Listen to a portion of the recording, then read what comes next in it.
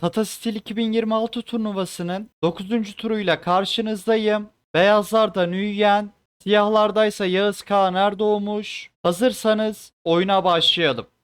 E4, E5, at F3, at C6, fil B5, İspanyol açılışı, A6, Murphy savunması, ata baskı uygulayan fili istedi, fil A4, at F6, E4'e baskı kuruyor, D3, E4'ü desteklerken filin çaprazını açıyor, D6, E5'i desteklerken filin çaprazını açtı, C3, C2 karesinde yer açarken D4 sürüşünü hazırladı. İdeal D4, E4, merkez piyon yapısını oluşturmak istiyor. G6, G7 karesinde fili için yer açtı. Kısa rok, fil G7, fianchetto yapısını oluşturdu. Kale E1, merkeze dikeyine kalesini getiriyor. Kısa rok, H3, G4 karesini kontrol ederken H2 karesinde şahı için yer açıyor. B5, ata baskı uygulayan fili kovuyor ve vezir kanadından alan kazanıyor. Fil C2, fil B7, fili uzun çapraza yerleştiriyor.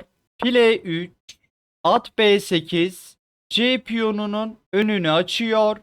At BD2, C5, C piyonunu merkez mücadelesine dahil ediyor. A4, B5 hücum etti. B alır A4 yapılırsa Yağız A dikeyinde ayrık piyonla kalır. At BD7, D4, D4 E4 ideal merkez piyon yapısını oluşturuyor. Yağız fırsat verirse Nguyen D5 ile merkezi kapatarak B7 filini etkisizleştirebilir. E alır D4 gerilimi sonlandırıyor. B5 karesinde yer açıyor. C alır D4. Nguyen fırsat bulursa D5 sürecek. C alır D4. Rakibinin D5 sürmesine fırsat vermiyor. C5 karesinde yer açıyor. Fil alır D4. Değişimler sonunda C dikeyi açıldı. Yağız yarı açık E dikeyine sahip olurken D6 karesinde ayrık piyonla kaldı. At C5, E4'e olan baskısını artırıyor. Yağız fırsat bulursa B4 ile vezir kanadındaki alanını artırabilir. Ayrıca Nguyen'in A dikeyindeki kalesi için aktif bir dikey bulabilmek zor. Kale C dikeyine gelse C2 karesindeki fil C5 atından dolayı kale etkili olamayacak. A alır B5. Yağız'ın B4 sürüşünü engellerken kalesini A dikeyinden aktifleştiriyor. A alır B5. Vezir E2. B5'i isterken kaleler arasındaki bağlantıyı kuruyor. At E6. Yağız Kağan B5 feda ediyor.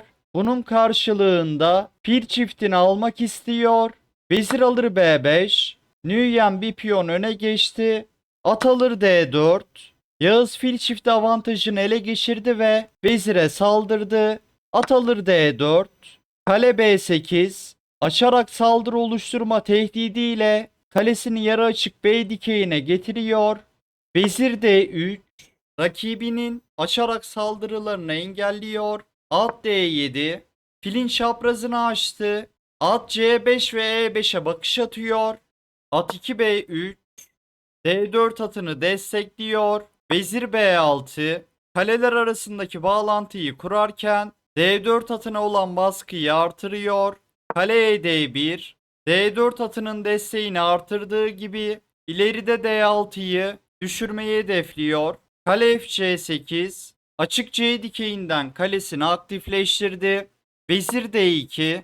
At C5 ve at E5'in veziri isteyerek gelmesini engelliyor. Kale C4.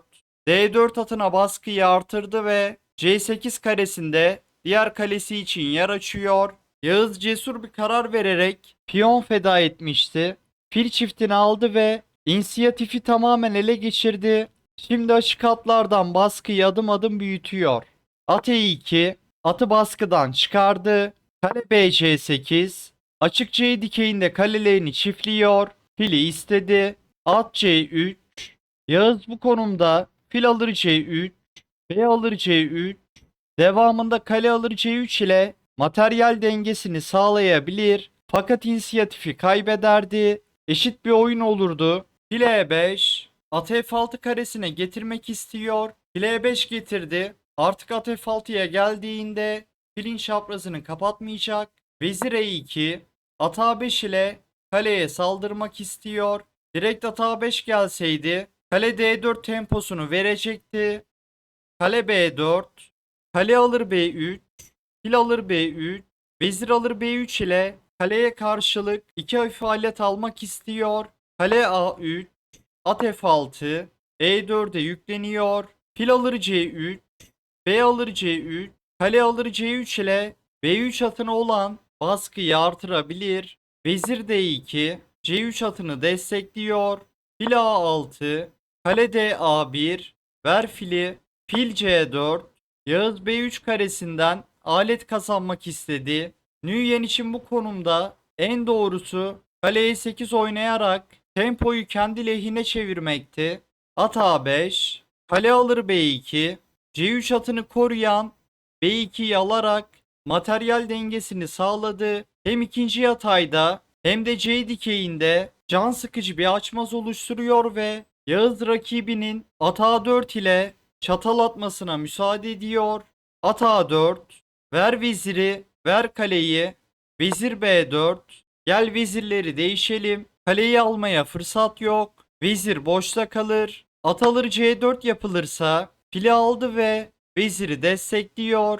Vezir alır D2, at alır D2, kale B alır C2, ver atı, ver kaleyi, kale D1 yapılırsa kale alır D2 hamlesi var. Kale alır D2 yapılırsa kale C1 devamında arka sıra matı var. Yağız kalite önde kalırdı. Nerede kalmıştık? Vezir B4, vezir alır B4, kale alır B4, vezirler değişildi. Kale istek altında, kale B1, kale alır B1, fil alır B1, fil B5, kale C1 ile mat etmek istiyor. At B3, C1 karesinden matı engelliyor. Yağız kale A8 geliyor ve Nguyen oyunu terk ediyor. Atı açmazı aldı ve atı kazanmak istiyor. At hareket ederse kale düşecek. Atı desteklemenin de bir yolu yok. Analizi beğendiyseniz videoyu beğenmeyi ve kanala abone olmayı unutmayın. Sonraki videoda görüşmek üzere.